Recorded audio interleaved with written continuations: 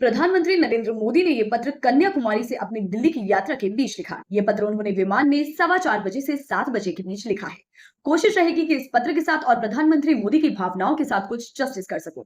तो आपको बताती हूँ वो 10 खास बातें जो इस पत्र में लिखी हैं। प्रधानमंत्री नरेंद्र मोदी ने अपने पत्र की शुरुआत में लिखा कि जो प्रचार अभियान था वो मैंने मेरठ से आरंभ किया, क्योंकि मेरठ 1857 के प्रथम स्वतंत्रता संग्राम की प्रेरणा स्थली है। और मां भारती की परिक्रमा करते हुए हम पंजाब पहुंचे, जो संत रविदास व अन्य गुरुओं की तपोभूमि रही है। इसके बाद कन्याकुमारी में मां भारती के चरणों में बैठने का अवसर प्राप्त हुआ। उन्होंने कहा, जब मैं साधना के लिए बैठा तो शुरुआती पलों में चुनाव का कोलाहल मेरे दिमाग में गूंज रहा था। मेरे मन मस्तिष्क में हजारों वो चेहरे आ रहे थे जिन्हें मैंने चुनाव के दौरान देखा था। वाद विवाद पलटवार दिमाग में आ रहा था। माता बहनों बेटियों के वो चेहरे नजर आ रहे थे जिन्होंने मुझे बहुत दुलार दिया, प्रेम दिया और मुझ में विश्वास दिखाया। मैं सब कुछ आत्मसात कर रहा था और मेरे अश्रु बह रहे थे।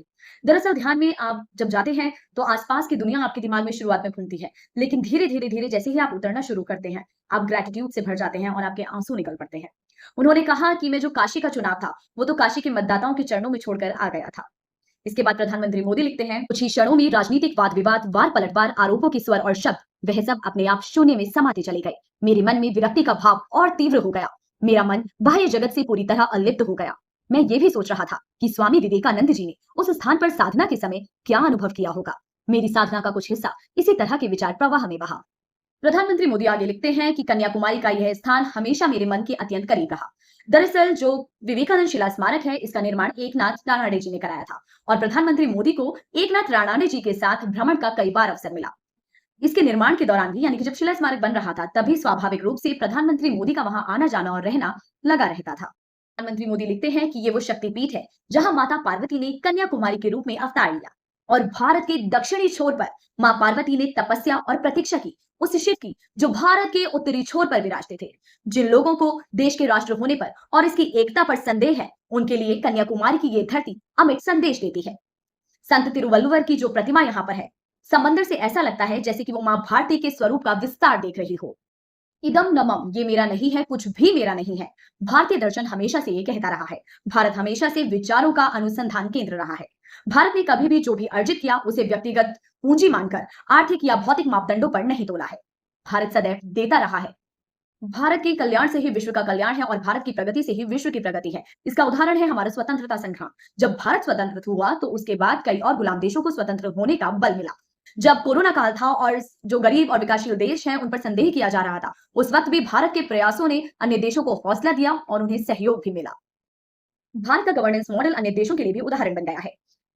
मात्र 10 सालों में 25 करोड़ लोगों का गरीबी से बाहर निकलना अभूतपूर्व है। Pro people good governance, aspirational district, aspirational block जैसे अभिनव प्रयोगों की आज विश्व में चर्चा हो रही है। गरीब के सशक्तिकरण से लेकर लास्ट माइल डिलीवरी तक समाज की अंतिम पंक्ति में खड़े व्यक्ति को प्राथमिकता देने के हमारे प्रयासों ने विश्व को प्रेरित किया है। भारत का डिजिटल इंडिया अभियान आज पूरे विश्व के लिए एक उदाहरण है कि हम कैसे टेक्नोलॉजी का इस्तेमाल गरीबों को सशक्त करने में, पारदर्शिता लाने में, उनके अधिकार दिलाने में कर सकते हैं। भारत में सस्ता डेटा आज सूचना और सेवाओं तक गरीबों की पहुंच सुनिश्चित कर रहा है।